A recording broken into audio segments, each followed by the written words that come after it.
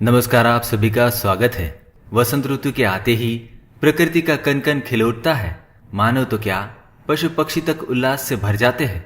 हर दिन नई उमंग से सूर्योदय होता है और नई चेतना प्रदान कर अगले दिन फिर आने का आश्वासन देकर चला जाता है। यूं तो माघ का यह पूरा महीना उत्साह देने वाला है, परंतु वसंत पंचमी का पर्व भारतीय जनजीवन को अनेक तरह से प्रभावित करता है।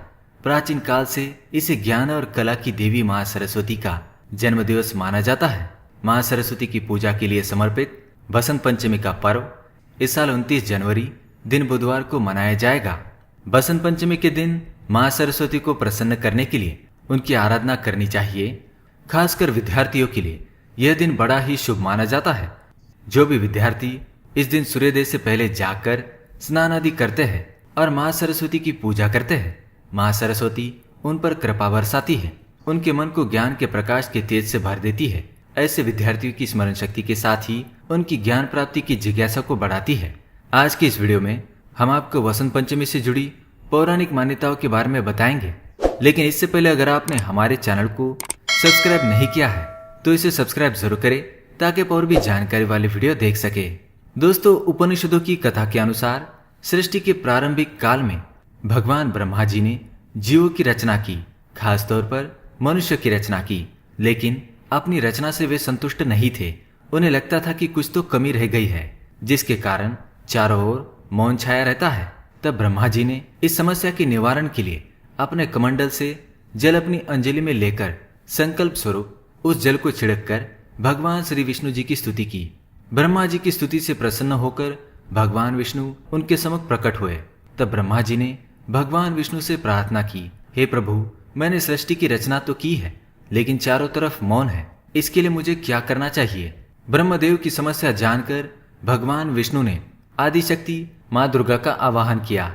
भगवान विष्णु के द्वारा आवाहन होने के कारण भगवती मां दुर्गा वहां तुरंत प्रकट हो गई।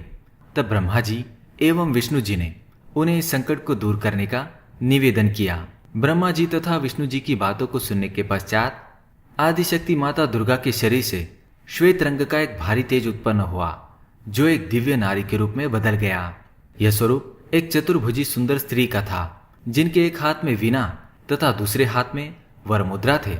अन्य दोनों हाथों में पुस्तक एवं माला थी।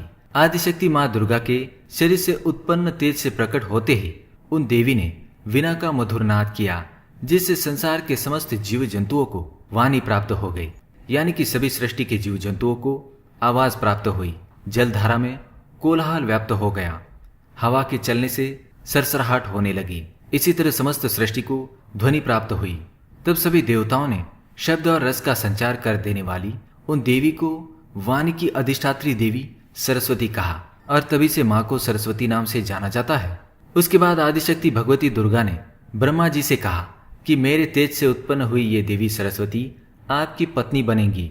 जैसे लक्ष्मी श्री विष्णु जी की शक्ति है, पार्वती महादेव की शक्ति है, उसी प्रकार ये सरस्वती देवी आपकी शक्ति होंगी।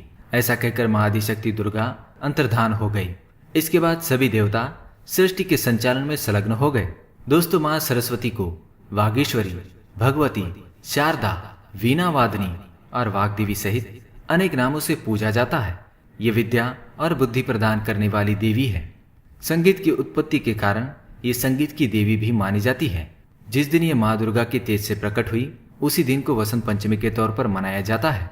वेदों में भगवती सरस्वती का वर्णन करते हुए कहा गया है, प्रणो देवी सरस्वती वाजे भिवर जिनीवती धीनामणि त्रयवतु, अर्थात ये परम चेतना है। सरस्वती के रूप में ये हमारी बुद्धि, प्रज्ञा तथा मनोवृत्तियों की संरक्षिका है। हमारे जो आचार और मेधा है, उसका आधार भगवती सरस्वती है। इनकी समृद्धि और स्वरूप का वैभव अद्भुत है। पुराणों के अनुसार श्री कृष्ण ने सरस्वती से प्रसन्न होकर उन्हें यह वरदान दिया था कि वसंत पंचमी के दिन तुम्हारी भी आराधना की जाएगी, और तभी से इस वरदान के फलस्वरूप भारत देश में वसंत पंचमी के दिन विद्या की देवी सरस्वती की पूजा होने लगी, जो आज तक जारी है। इसके साथ ही यह पर्व हमें अतीत की अनेक प्रेरक घटनाओं की याद दिलाता है। वसंत पंचमी हमें त्रेता युग से जोड़ती है। रावण द्वारा सीता के हरण के बाद भगवान श्री राम उनकी खोज में दक्षिण की ओर बढ़े। इसमें जिन स्थानों पर वे गए उनमें दंडकारण्य भी था।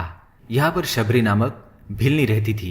जब प्रभु श्री राम उसकी कुटिया में पधारे तो वह अपनी सुध-बुध खो बैठी और चक चक कर झूठे बेर भगवान श्री राम को खिलाने लगी। दंडकारण्य का वह क्षेत्र इन दिनों गुजरात और मध्य प्रदेश में फैला है। गुजरात के डांग जिले में वह स्थान है जहाँ शबरी माँ का आश्रम था। वसंत पंचमी के दिन ही भगवान श्री रामचंद्र वहां पर आए थे। उस क्षेत्र के वनवासी आज भी एक शिला को पूजते हैं जिसके बारे में उनकी श्रद्धा है कि भगवान श्री राम आकर यहीं पर बैठे थे। वहां शबरी माता का मंदिर भी स्थित है। तो दोस्तों, ये थी कुछ पौराणिक कथाएं वसंत पंचमी से जुड़ी। अगर ये जानकारी आपको पसंद आई तो हमें कमेंट में जरूर बताएं। माँ सरस्वती के भक्त हैं तो कमेंट में जय माँ विद्यादायिनी सरस्वती अवश्य लिखें। माँ सरस्वती की कृपा आप पर सदा बनी रहे। इस वीडियो को देखने के लिए आप सभी का धन्यवाद करता हूँ। हमारे चैनल को सब्सक्राइब करें ताकि आप और भी जानकारी वाले वीडियो देख सके। धन्यवाद।